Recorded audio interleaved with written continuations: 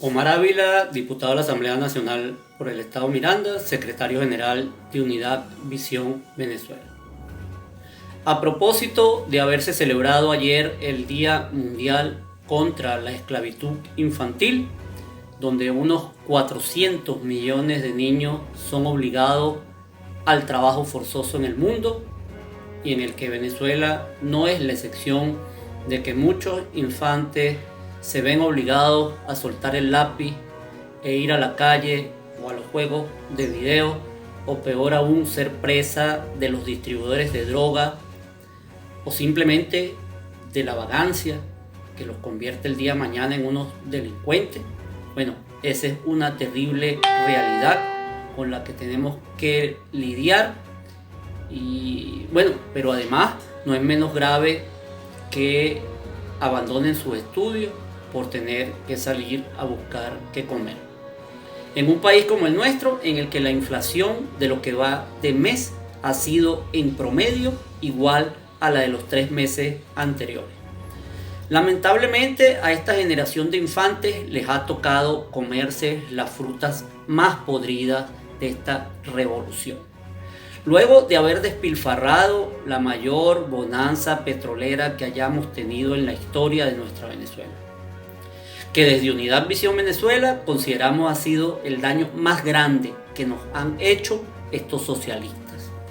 Al tener hoy en día una educación empobrecida, con el peor internet de la región y los altos niveles de pobreza, donde los más pobres en medio de esta pandemia quedarán a la buena de Dios. La educación en Venezuela era bastante moderna hasta que estos socialistas reformaron el pensum educativo. Sin embargo, como nos ha caracterizado a nosotros, no podemos quedarnos solo en la crítica, y aunque lo idóneo, lo que debemos de trabajar para el mediano y largo plazo es poder convertir la docencia en la profesión mejor pagada del país y que le dediquemos no menos del 10% del PIB, es decir, del Producto Interno Bruto, a la educación, porque no hay mejor inversión que la educación, que significa simplemente lo que es el futuro, lo que marca el futuro de un país. Porque la educación marca el porvenir como ningún otro tema.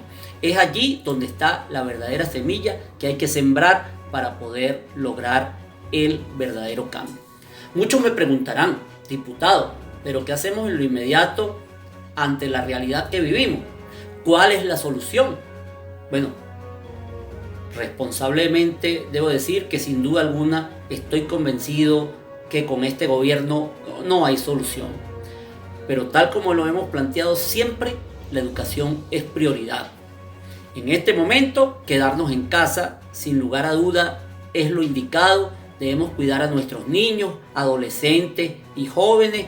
Es ineludible cuidarnos todos. Sin embargo, no podemos asegurar que tendremos educación virtual cuando ni los estudiantes o los profesores llegan a tener las condiciones mínimas para eso.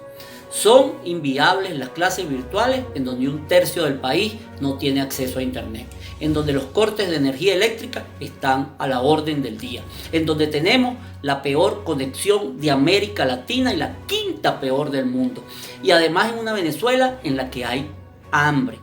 Por ello, ante tanta desigualdad existente en nuestro país, desde Unidad Visión Venezuela proponemos que se implementen varios mecanismos, obviamente sin descartar las clases por internet, que en la educación privada están de acuerdo, pero que eso representa apenas el 18% del país.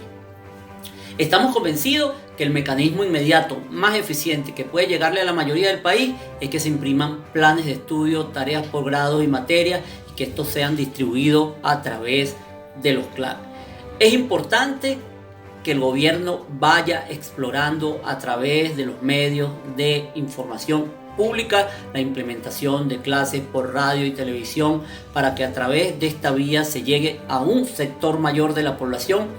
Para ello deben buscar la inmediata asesoría de los chinos, que ya han implementado este mecanismo, tomando en consideración que esta situación no se va a resolver en el corto plazo y hay que ir visualizándonos en lo que sería el nuevo año escolar. Para finalizar, aspiramos y esperamos poder ser recibidos en el Consejo de Estado o por el Ministro de Educación para exponerles en detalle nuestra propuesta, explicarles en qué horario serían las clases, qué grado, cómo se asignarían las tareas, cuál sería la forma de evaluar, no solo para salvar el año, sino para que los niños puedan preservar una dinámica de estudio en la que realmente aprendan.